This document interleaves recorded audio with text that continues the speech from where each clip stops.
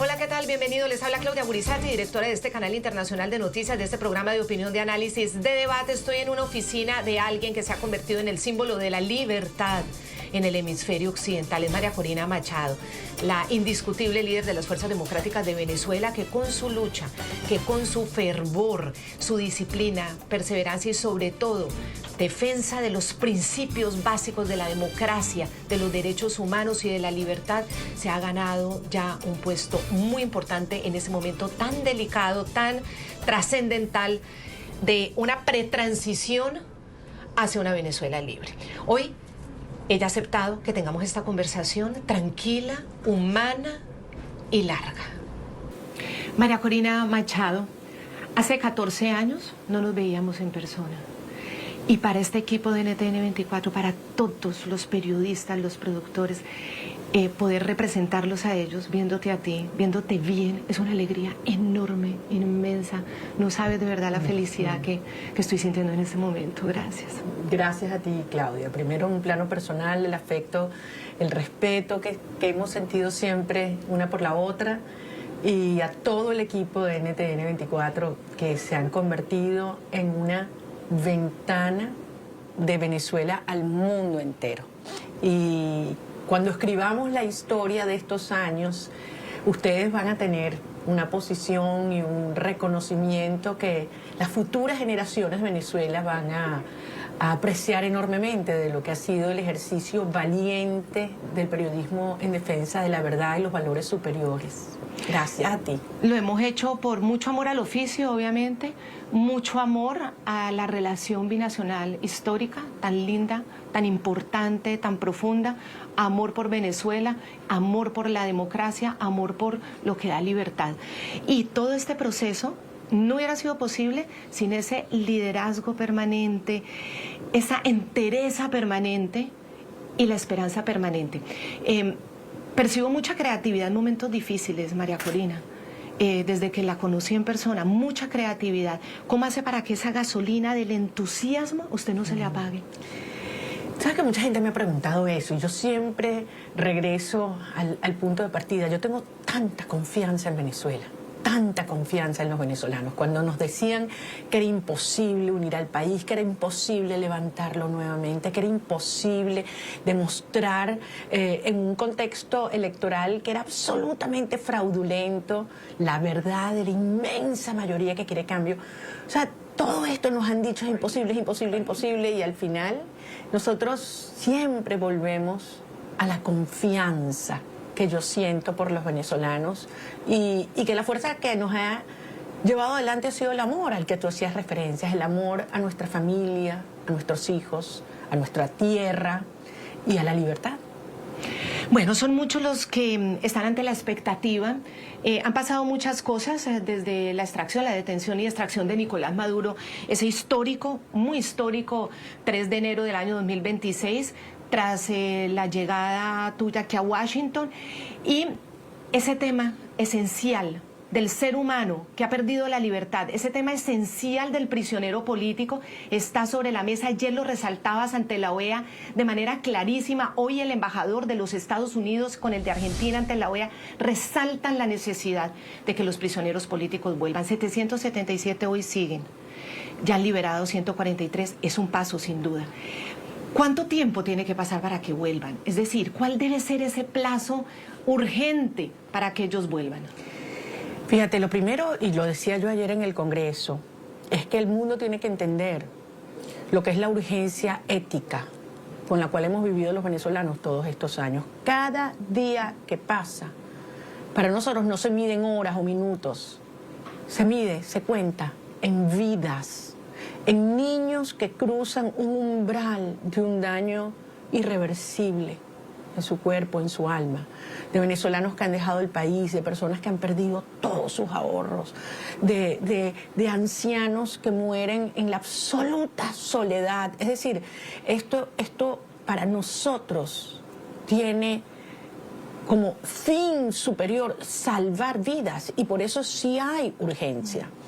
Ahora, también hemos aprendido en un contexto tan complejo, tan peligroso, tan cambiante, tan incierto, que hay que tener la serenidad de ir dando un paso a la vez.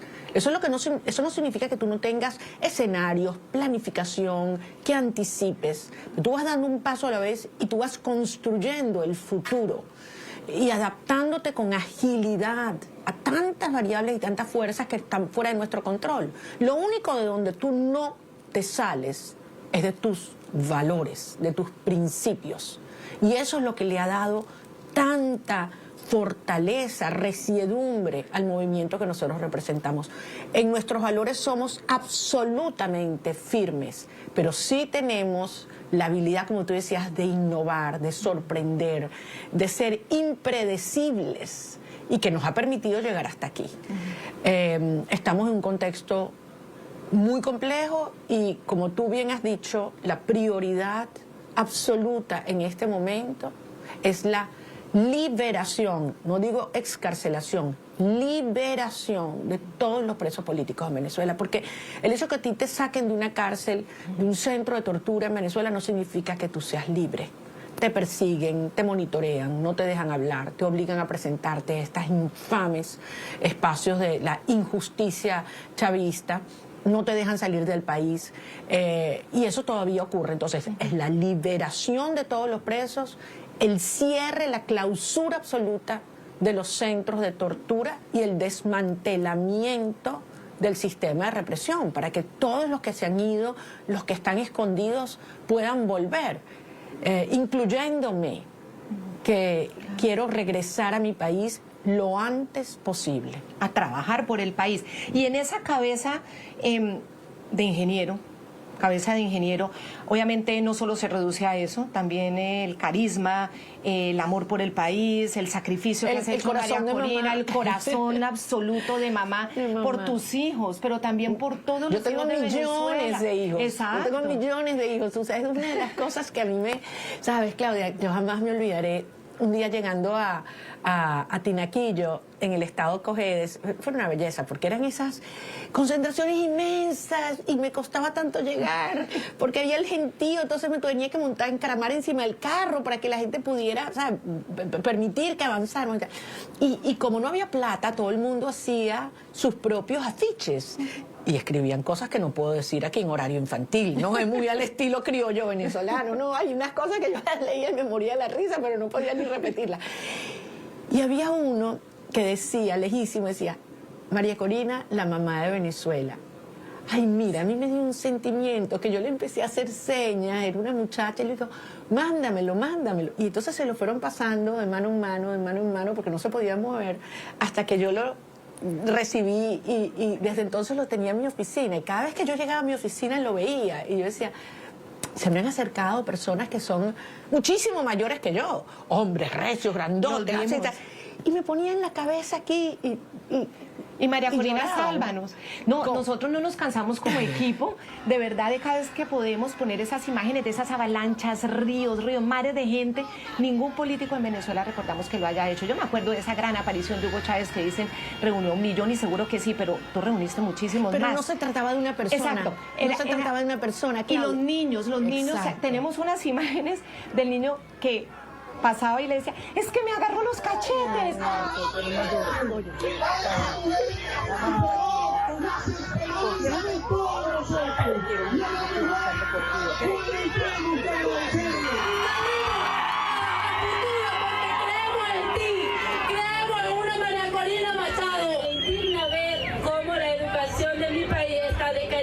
María Corina, yo pido a Dios todos los días porque usted sea la próxima presidenta de nuestro país. Nos golpearon duro, pero no pudieron.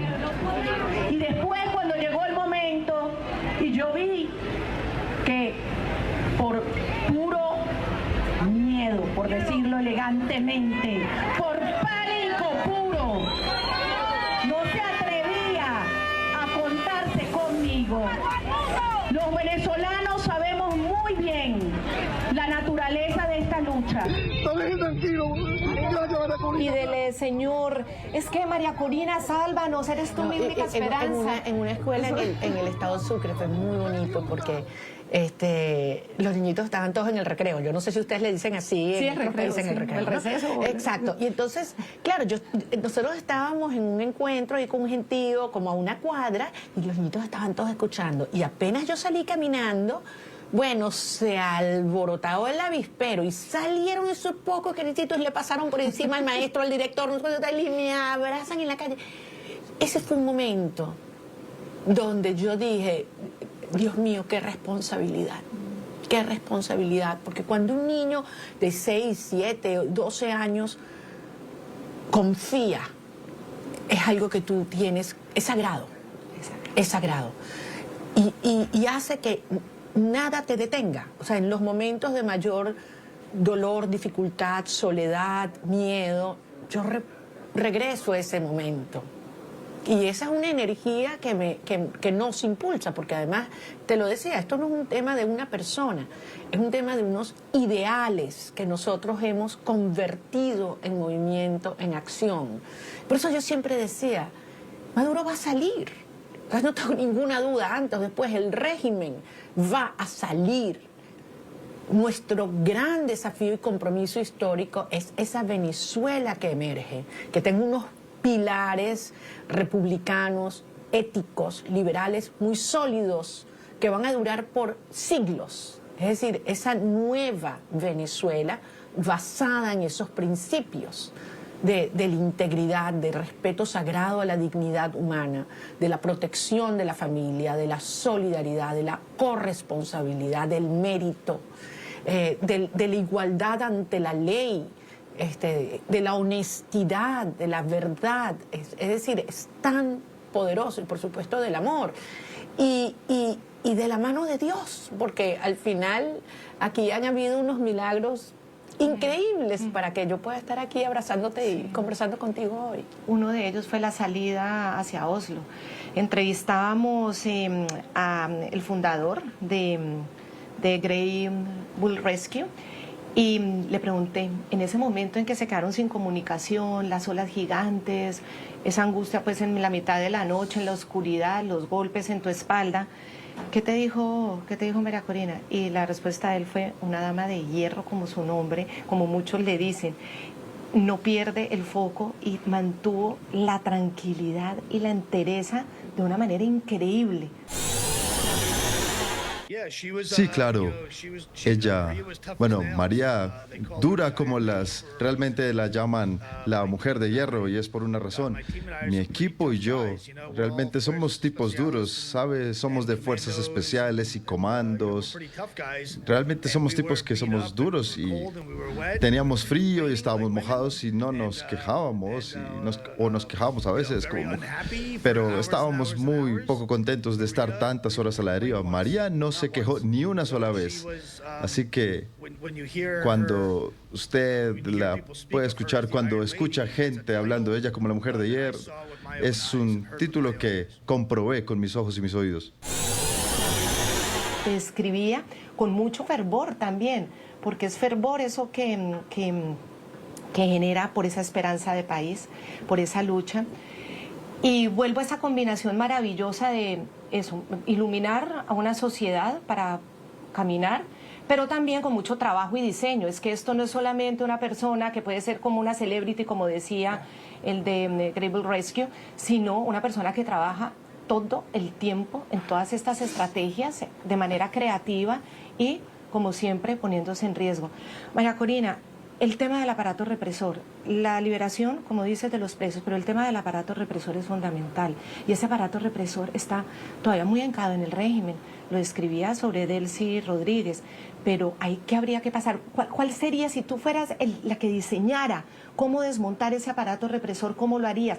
Está, obviamente, la fuerza de Diosdado Cabello con los colectivos, calculan expertos 5.000 personas armadas o más, no lo sé, con Alexander Granco, un asesino, está el SEBIN, el DGCIM, están los centros de tortura de las cárceles, está Vladimir Padrino con el ejército, es decir, con la Fuerza Armada Bolivariana. ¿Por dónde desmantelar ese aparato represivo tan horrible que tiene tantas muertes encima? Fíjate, Claudia, tan consciente estaba primero Chávez y después Maduro de que este modelo no era sostenible, que anticiparon desde hace muchos años que la única manera de aferrarse al poder era a través del terror. Y un terror que se ha impuesto no solamente en la población civil, también en los militares. Cientos de militares presos en Venezuela sometidos a torturas, vejaciones, hasta asesinatos en custodia. El caso del capitán Acosta Arévalo es brutal. La forma como persiguieron y asesinaron en Chile a un disidente porque envía con esto un mensaje. Ronald Ojeda, el asesinado en Santiago de Chile, el 21 de febrero del 2024. ¿Por qué? Porque envía con esto un mensaje a toda la estructura militar y los cuerpos de policiales. Es decir, es mantener a un país aterrorizado utilizando casos emblemáticos y después ampliando de forma mucho más masiva la represión, la desaparición. Estamos hablando de 20.000 ejecuciones extrajudiciales durante el periodo del chavismo, con Chávez y Maduro. Y desde que Maduro llegó al poder, casi 18.000 detenciones políticas, presos políticos. Esto es brutal. La Comisión Interamericana de Derechos Humanos lo ha calificado como terrorismo de Estado. Las Naciones Unidas, la Misión de Determinación de los Hechos, lo ha calificado como crímenes de lesa humanidad sistemáticos, masivos, cruel, monstruoso. Entonces, no puede hablarse de que se inicie un proceso de transición mientras exista represión. Y como tú bien dices, la represión incluye desde luego, y es una prioridad, la liberación de los presos políticos, pero es toda una estructura que ha sembrado el terror, que hace que los estudiantes no puedan decir lo que quieran, que tú no puedas salir con una imagen, con un post o comunicándote por un chat, porque si te lo captan, si te lo detectan, vas preso. No puedes defender las elecciones. El 28 de julio del 2024. Por cuidar un acta, te marcaron tu casa, te quitaron tu casa, te persiguieron, te metieron preso hasta tu nieto o a tu padre. O sea, es una cosa que no tiene límite. Entonces, no viendo hacia adelante, ya nadie tiene excusa para ignorar lo que pasa en Venezuela. Todo el mundo sabe lo que pasa en Venezuela. Todos. Por lo tanto, cualquier proceso que implique avanzar hacia una transición parte por desmontar la represión, incluyendo toda esa brutal estructura del terror que es el sistema de administración de injusticia chavista. Y eso habla tanto civiles como militares.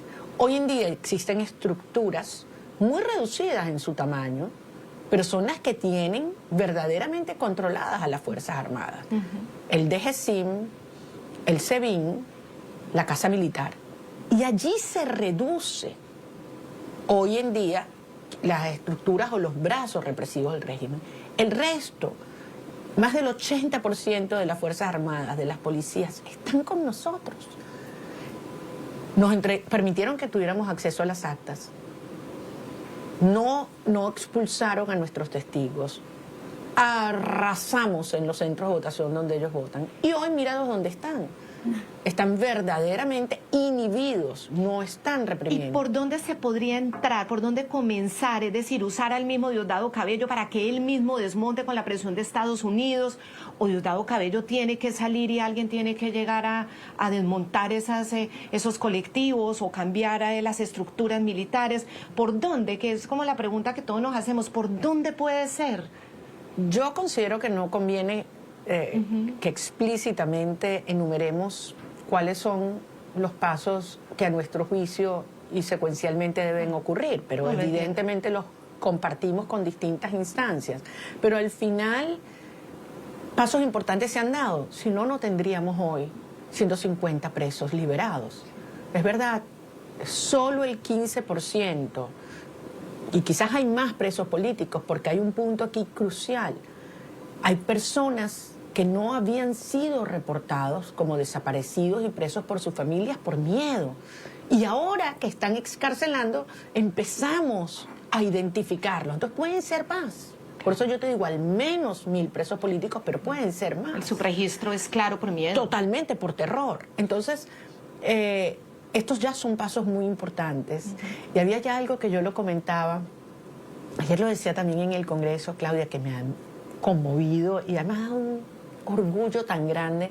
Yo he ido llamando en la medida que he podido a las personas que han ido excarcelando. Y lo primero que me dicen, apenas me atienden, es: lo volvería a hacer, María Corina, lo volvería a hacer. Y lo dicen enfrente de sus mamás, de sus hijos, de sus esposas. Es una cosa tan conmovedora, porque lo que te demuestra es que esto es indetenible, esto es invencible, es tan poderoso. Entonces, esos son los primeros pasos. Tenemos que desmontar el aparato represivo. Sabemos muy bien quiénes son esos actores que hoy lo ejecutan y hay que hacerles entender de manera directa que van a enfrentar la justicia internacional y eventualmente la justicia nacional. También, por su propio interés, tienen que ponerse a un lado. Y algunos actores, pues bueno, serán desmontados progresivamente. Claro, yo tengo unos nombres que obviamente entiendo que no vas a hablar directamente de nadie, pero para que la audiencia le entienda, que ha presentado Tamara Sujo. Tamara Sujo desde el Instituto Casla ha ayudado en todo ese procesamiento de los datos para presentar a las Cortes Internacionales. El trabajo de ella pues ha sido un trabajo espectacular. Espectacular. Y muy funcional, digámoslo, espectacular, no, y tremendamente valiente, además, con el programa del Instituto Casla de apadrinar los presos en distintas partes del mundo. Yo tengo mi ahijado en una cárcel militar en Venezuela y tú también, es decir, ha sido una belleza porque es ponerle su identidad, o sea, no son cifras, no son generalidades, son seres humanos con familia, con historia, ¿no? y es poderosísimo. Es impresionante. Y entonces ella denunciaba cómo hoy el torturador número 63 de la lista Casla, que es la que le entregan a la Corte Penal Internacional, a la CPI, un señor Carlos Calderón, es inspector ahora de control de actuación policial. Lo nombró Delcy torturador número 63 de su lista. Y recién ella recibe la orden o la misión por parte de los Estados Unidos de liderar en este momento esta etapa del proceso.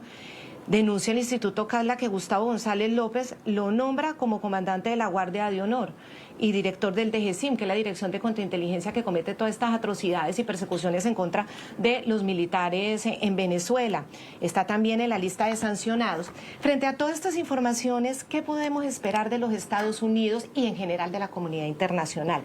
¿Cómo poder hacer una veeduría de la comunidad internacional para saber si se están cumpliendo los pasos y las exigencias? Ayer conversaba con Jorge Tuto Quiroga, el expresidente boliviano, también muy cercano a esta causa, y decía: yo me ofrezco con europeos, con personas del continente, vamos en terreno, vigilamos que el proceso se esté dando. ¿Qué espera usted de la misma Estados Unidos frente a este tema concreto de la represión y de la comunidad internacional en apoyo? Varias cosas. En primer lugar, no es posible, como hemos dicho, una transición con represión. Y en el momento que tú le quitas el componente de la represión al régimen criminal que sigue en el poder a través de esta señora, no le queda nada. No le queda nada. Por eso ellos están conscientes de lo que representa la liberación de los presos políticos. No les queda nada. Cuando tú tienes 90% de un país que por supuesto está en contra de ellos y quieren que se vayan ya, pero mucho más que eso, estamos unidos alrededor de una visión de país y de unos valores. Entonces, en definitiva, yo siento que esta situación actual es absolutamente insostenible, es un paso muy importante. Nosotros creemos que hay que acelerarlo y contribuir todos a que esto avance. Creo que la comunidad internacional está haciendo mucho, puede hacer mucho más. Efectivamente, como tú dices, marcarlos en cada uno de los compromisos que han tenido que asumir. Evidentemente, esta señora Delcy Rodríguez lo está haciendo obligada porque le tiene terror al presidente Trump, porque le conocen toda su historia. Saben exactamente lo que ha hecho y lo que no ha hecho. Eso no es un tema de informar al gobierno de Estados Unidos o a los gobiernos europeos. Todos la sancionaron, todos saben perfectamente los crímenes que ha cometido. y lo que ella puede ofrecer y lo que es absolutamente incapaz de lograr.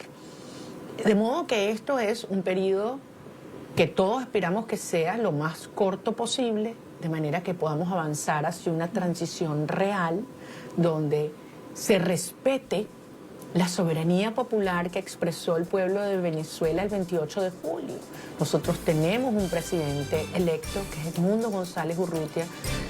Él y su familia han dado un testimonio de valentía, de coraje, de lealtad a la causa extraordinario. El país se lo reconoce. Y sobre esa legitimidad debemos avanzar para que la transición efectivamente termine estabilizando el país con instituciones democráticas para que los millones que se han ido puedan regresar.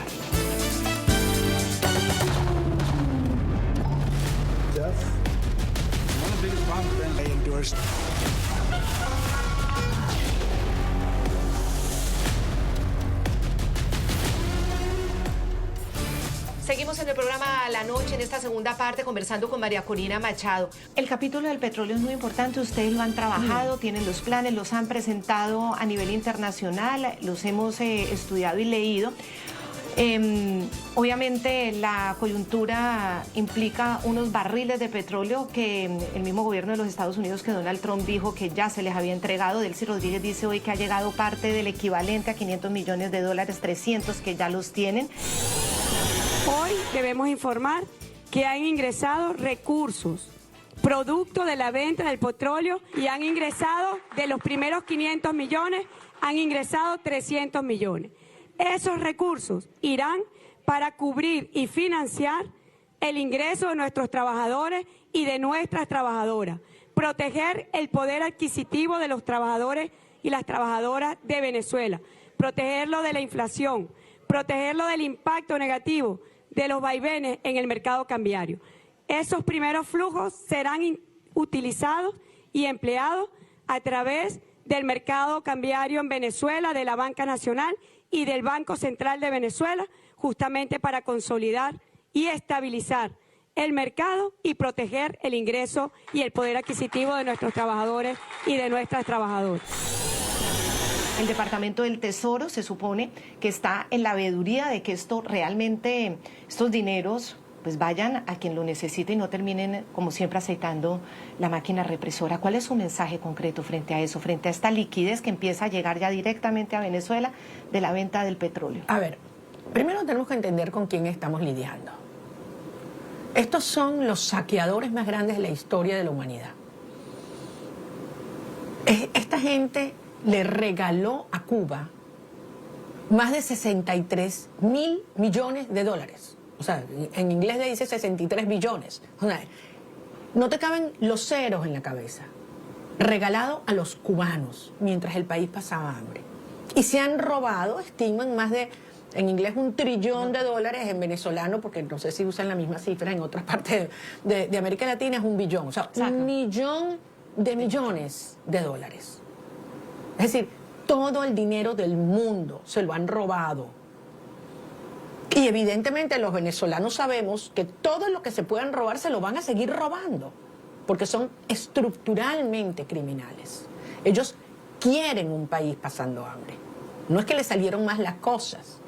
Por diseño necesitan una sociedad en la miseria para someterla, doblegarla y hacer que se vayan los que puedan expulsar. Así han debilitado la sociedad venezolana. Esto se les ha revertido. Creyeron que iban a dividir la familia, someternos en la tristeza, y más bien ese anhelo de que nuestros hijos regresen es lo que unió al país. Entonces, es verdad, pueden llegar 300, 500, 1.000 millones. Con eso no arreglas un país. Un país donde 86% de la gente pasa hambre, donde las escuelas están en el suelo, nuestros niños están yendo 2 veces a la semana al colegio, a la escuela. Esto es brutal. Donde los hospitales no es que no tengan medicina, por supuesto que no tienen medicinas ni insumos, pero es que no tienen ni agua. Donde la pensión es $1 al mes. ¿De qué estamos hablando? Un país como Venezuela, de 30 millones de personas, no puede vivir además de las donaciones o la compasión internacional. Además, no queremos vivir de eso. Es un tema de dignidad. Nosotros tenemos los recursos, el conocimiento, el talento para convertir a Venezuela en el país más próspero de nuestra región.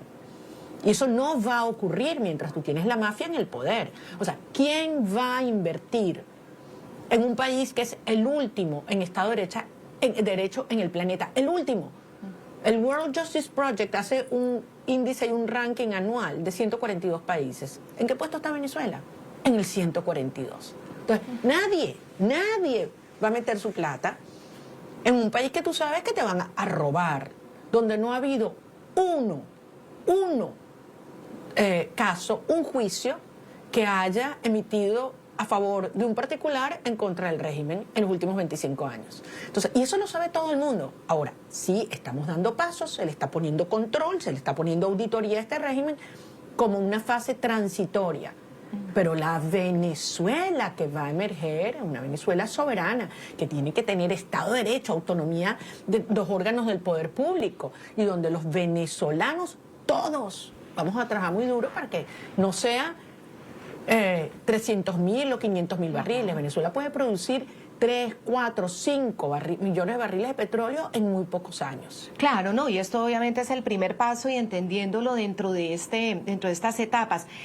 Jorge Rodríguez, quien es el posa de presidente de esa asamblea madurista o asamblea ilegítima, porque no es reconocida por el mundo. Todo es ilegítimo en Venezuela. Es ilegítimo. Todo es ilegítimo. Estaba presentando 2 proyectos de ley. Uno, o de reformas de precisamente las garantías para la inversión en el sector petrolero. Y también otra para reestructurar el sistema electoral.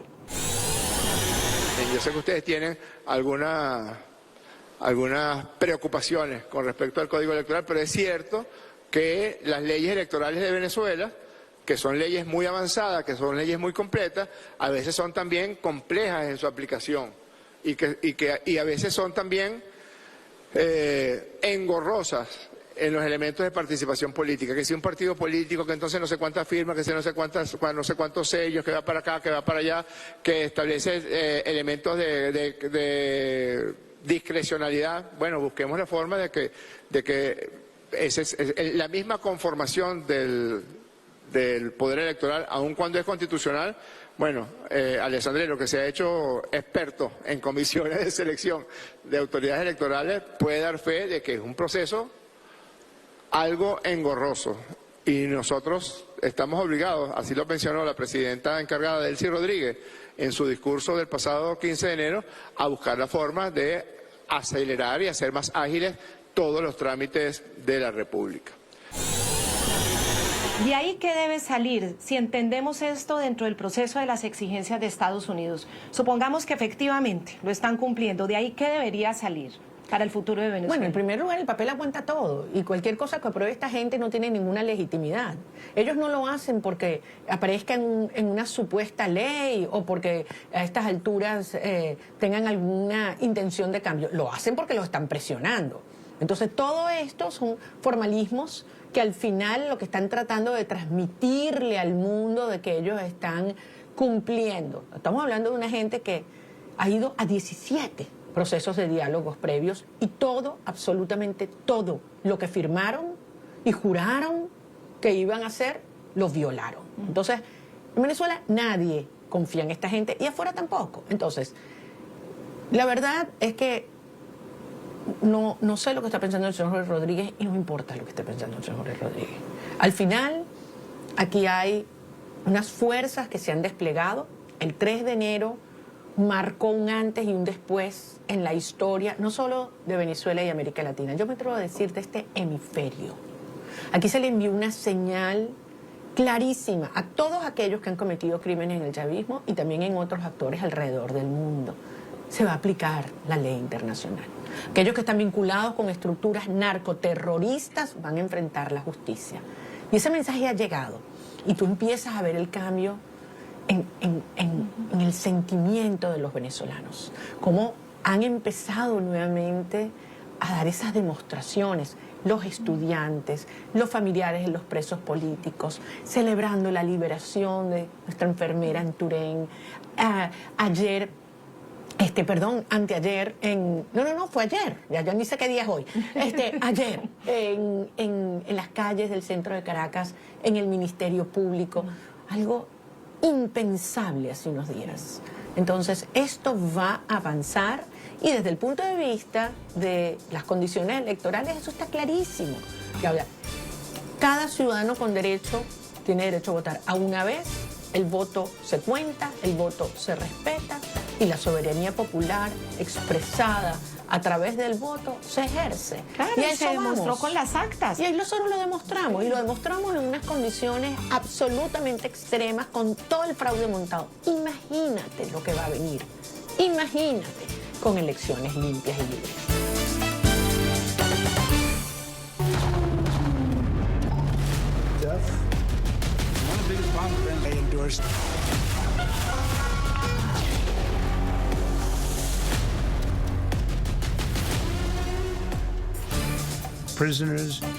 Venezuela, por ejemplo, abrió sus prisiones a Estados Unidos. Por eso, una de las razones por la que me sentía tan en contra de Venezuela. Ahora me encanta Venezuela. Han estado trabajando muy bien con nosotros. Han sido muy agradables. Ha sido muy agradable y ella es una mujer increíblemente agradable. También hizo algo increíble. Como sabes, hace unos días hemos hablado con ella y tal vez podamos involucrarla de alguna manera. Me encantaría poder hacerlo. María, quizás podamos hacerlo. Pero estamos tratando con la gente y toda la gente de Venezuela y lo hemos estado haciendo muy bien. Las compañías petroleras se están preparando para hacer inversiones masivas allí. Tienen más petróleo que incluso Arabia Saudita. ¿Cómo calificarías tu relación actual con el presidente de los Estados Unidos, Donald Trump? Ayer decía que tenías que hacer parte del proceso en algún punto, tenías que entrar a ser ya parte del proceso de la transición. ¿Cómo calificarías a hoy esa relación entre los dos? Bueno, está en construcción. Tuvimos una reunión, debo decir, extraordinaria. Yo realmente quedé conmovida por su preocupación sobre los venezolanos.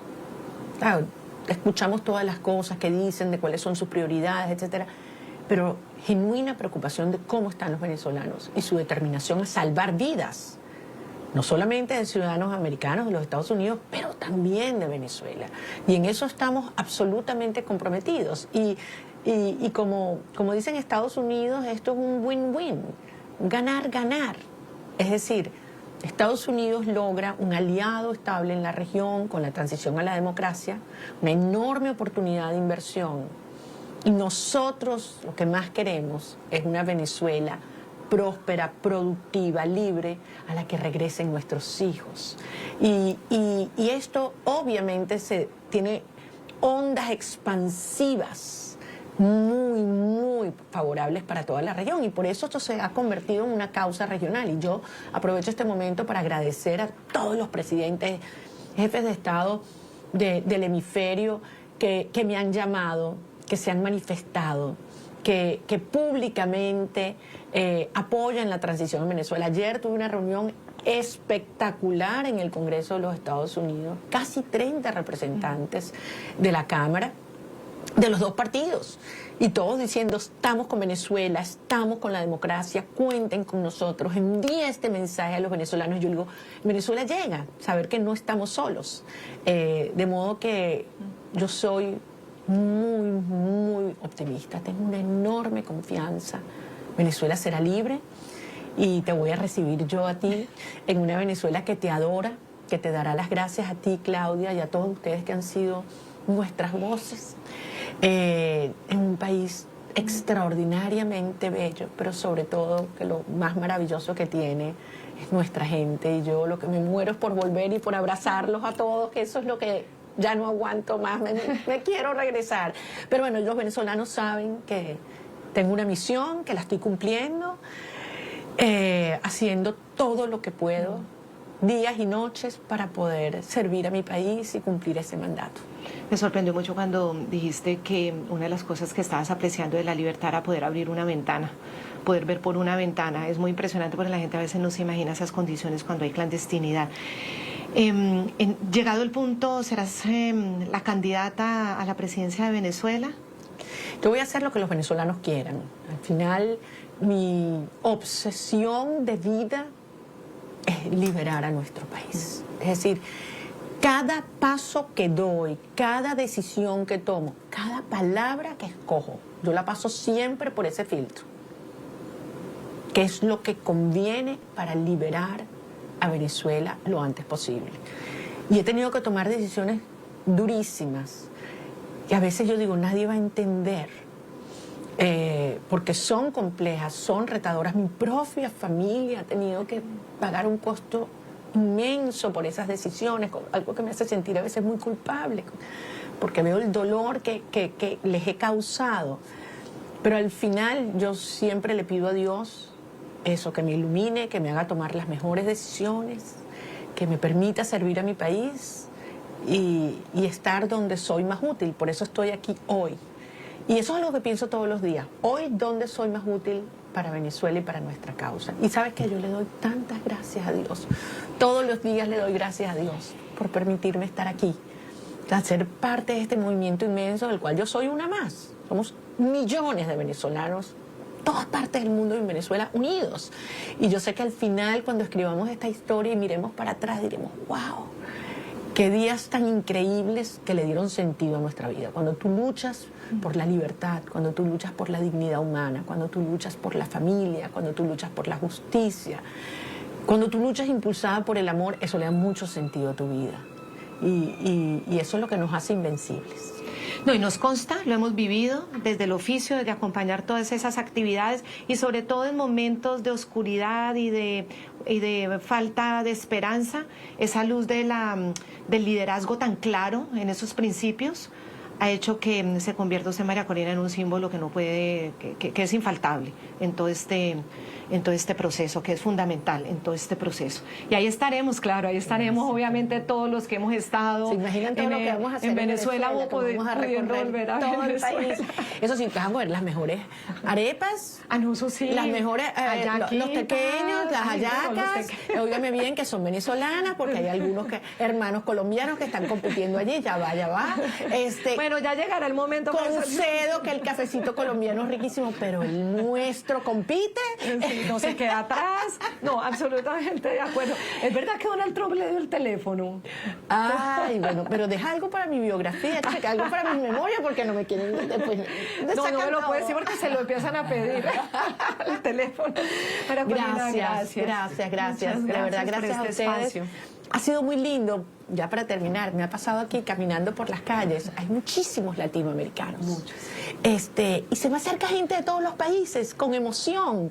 Que sí, de El Salvador, de Guatemala, de Honduras, por supuesto, colombiano, mexicano y tal. Y yo digo, Dios, dentro de todo, ¿cómo nos ha unido este momento? Yo siento que América Latina, alrededor de la lucha por la libertad, está hoy más unida que nunca. Y les doy las gracias. Porque además cómo han recibido a mis compatriotas, cómo los han acogido con tanto afecto. Pero sí les tengo una noticia, yo los quiero todos de vuelta. Claro. Todos de vuelta. No los vamos a traer así de regreso a Venezuela a reconstruir una nación maravillosa. Se lo merecen, esa familia merecen unirse nuevamente. Gracias, María Corina. Esperamos entonces seguirte acompañando en toda esta lucha, en todo este proceso. Amén. Que es tan importante, tan delicado, pero tan importante que haya siempre una luz, una guía, una esperanza y claridad y sobre todo trabajo, dedicación, disciplina por ese amor por tu país y por la democracia en la región. Muchas gracias. Gracias a ti. A todos ustedes, muchísimas gracias. La noche, este programa, como siempre, seguirá encendiendo las luces para que usted vea el punto clave de la noticia. Que descansen por ahora y aquí estaremos informando sobre todo este proceso, sin faltar, como siempre, en NTN 24.